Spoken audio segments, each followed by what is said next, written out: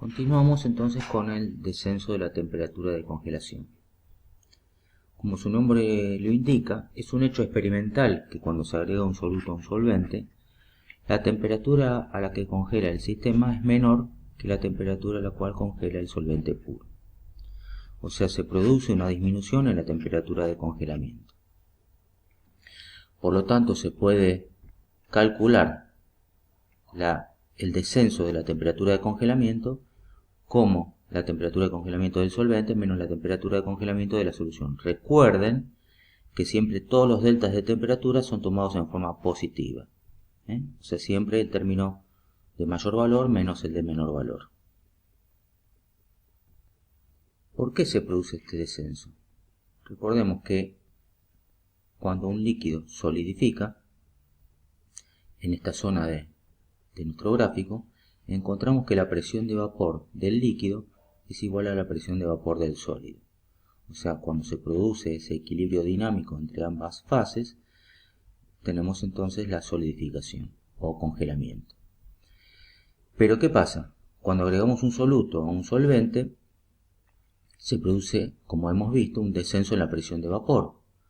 Por lo tanto, si la presión de vapor desciende, para que haya un congelamiento, ahora nosotros tenemos que enfriar más a esa solución de forma tal de que las partículas se acerquen lo suficiente para formar el estado sólido y necesariamente tiene que ser a una menor temperatura para que haya menos energía cinética y se produzca la solidificación, con lo cual se vuelve a establecer el equilibrio entre la presión de vapor del sólido y la presión de vapor del estado líquido, que en este caso es menor, como hemos visto en casos anteriores.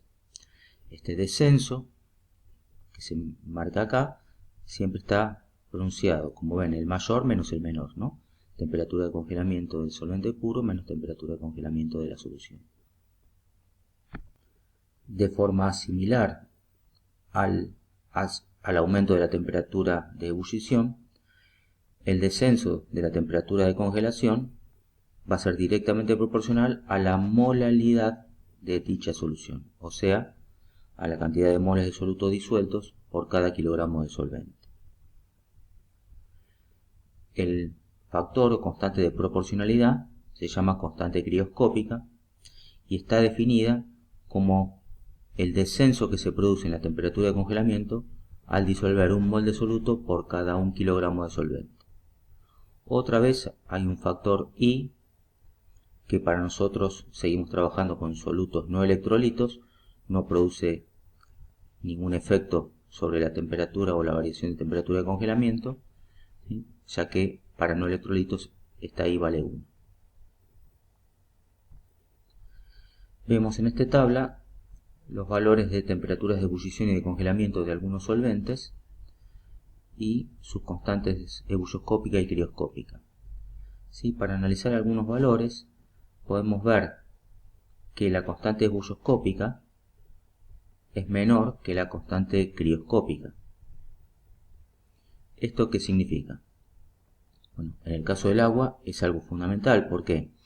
Porque nos está diciendo este valor que por cada 1 mol de soluto que yo agrego por cada kilogramo de agua, la temperatura de ebullición va a aumentar poquito más de medio grado. En cambio, ante el mismo agregado, la temperatura de congelamiento va a disminuir casi 2 grados. ¿Sí? Es mucho más sensible el agregado de un soluto a un solvente para la variación de la temperatura de congelamiento que para la variación de la temperatura de ebullición. Bien, para hablar de la siguiente propiedad coligativa, que es la presión osmótica, primero tenemos que definir el fenómeno de ósmosis. Cuando en un recipiente nosotros separamos dos compartimentos, uno con agua pura y otro con una solución, o dos soluciones de distinta concentración, y esa separación la hacemos a través de una membrana semipermeable, o sea, una membrana con un tamaño de poro pequeño que solo permite el pasaje de moléculas de solvente y retiene las partículas de soluto, no las deja pasar.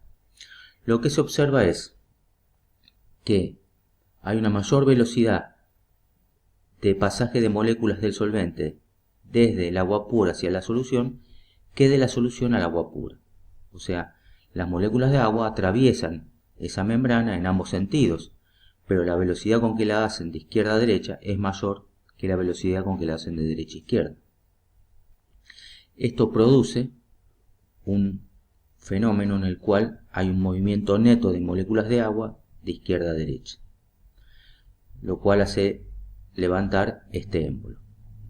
¿A qué se debe eso? Como hemos visto, la presión de vapor del agua pura es mayor que la presión de vapor de una solución.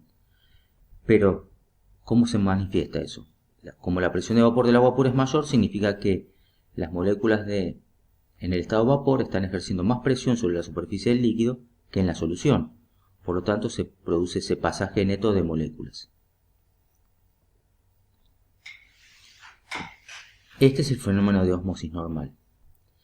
Ahora, si nosotros en la solución ejerciéramos una presión adicional que revertiera el proceso de ósmosis, o sea que produjera una ósmosis inversa, lograríamos que haya un flujo directo de moléculas de agua de la solución hacia el agua pura, o de la solución más concentrada a la solución menos concentrada. Esa presión que nosotros deberíamos ejercer es mayor que una cierta presión límite. Esa presión límite es lo que se conoce como presión osmótica. O sea, la presión osmótica, pi, es la presión que deberíamos ejercer sobre la solución para detener el proceso de ósmosis natural. En una correlación con las leyes de los gases, en un comportamiento similar, podemos definir que la presión osmótica es igual al número de moles de soluto disueltos por R, que es la constante de los gases, por la temperatura en Kelvin, por ese factor I que después vamos a analizar qué es, sobre el volumen de la solución. La presión osmótica medida en atmósferas, dado las concentraciones, o mejor dicho el valor de R, que está dado en atmósferas por litro o decímetro cúbico sobre Kelvin mol, valor de 0,082. Como el número de moles de soluto sobre el volumen en litros de la solución, eso es molaridad, definimos la presión osmótica como la molaridad por R, la constante, por la temperatura en Kelvin, por el factor I, que en este caso para solutos no electrolitos dijimos que vale 1 y no afecta al valor de dicha presión osmótica. Lo que estamos diciendo es que la presión osmótica depende tanto de la concentración de las soluciones como también de la temperatura. A mayor temperatura, como consecuencia, tendremos una mayor presión osmótica. Pero a temperatura constante, la presión osmótica es directamente proporcional a la molaridad de la solución. De acuerdo a esto, podemos clasificar, según la concentración molar de las soluciones, a dichas soluciones en tres grandes grupos. Soluciones hipotónicas, las de menor molaridad, ¿sí?, son aquellas que tienen menor presión osmótica que otra solución más concentrada. Soluciones isotónicas son aquellas que tienen ambas la misma presión osmótica, por lo tanto la misma concentración. Y soluciones hipertónicas son aquellas que tienen mayor presión osmótica que otra solución, o sea, mayor concentración molar. Finalmente, ¿qué pasa cuando el soluto es un electrolito? O sea, ¿qué ocurre cuando el soluto se disocia generando iones presentes en la solución? Bien, acá tenemos tres ejemplos. El cloruro de potasio, que se disocia en iones potasio y cloruro. El sulfato de sodio, que se disocia en dos iones sodios y un sulfato. Y el fosfato de litio, que se disocia en tres cationes litio y un anión fosfato. ¿Qué ocurre acá?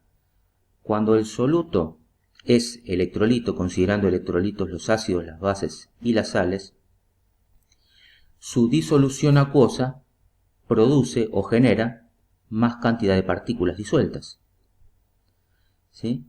Y el factor de Van Hoff se define como el número de moles de partículas disueltas a partir de un mol de soluto. En este caso, un mol de cloruro de potasio me genera un mol de potasio y un mol de cloruros. Por lo tanto, el I vale 2, porque un mol me genera 2 moles de partículas. En este caso, un mol me genera 3 moles de partículas. Y en este caso, un mol me genera 4 moles de partículas. I vale 2, I vale 3, I vale 4. Consideremos disociación total, ¿sí?, que se produce en las condiciones que estamos hablando, concentraciones menores a 0,1 molar, para que esa disolución sea completa. Si las soluciones son más concentradas, comienzan a haber asociación de iones y ya la disociación no es ideal y el valor de I deja de ser también ideal y disminuye con respecto al valor teórico. Bien, entonces, al aumentar I, al producirse más partículas disueltas, esto produce directamente un efecto sobre las propiedades coligativas. Hemos visto que ese factor I está presente tanto en la presión osmótica como en el descenso crioscópico como en el aumento de la temperatura de ebullición. Ahora bien, este factor I no afecta al descenso de la presión de vapor. Como hemos visto en su momento, el descenso de la presión de vapor es directamente proporcional a la fracción molar del soluto. ¿Qué era esta fracción molar del soluto? Eran los moles de soluto dividido los moles totales. Pero ahí, en los moles de soluto, sí se ven afectados por el factor I. Porque si yo tengo un mol de soluto iónico, cuando se disocia, ahora los moles de partículas disueltas van a ser el número de moles de soluto que había por el factor I. Y esto va a afectar tanto a los moles de soluto como a los moles totales, porque en los moles totales también aparecen los moles de soluto.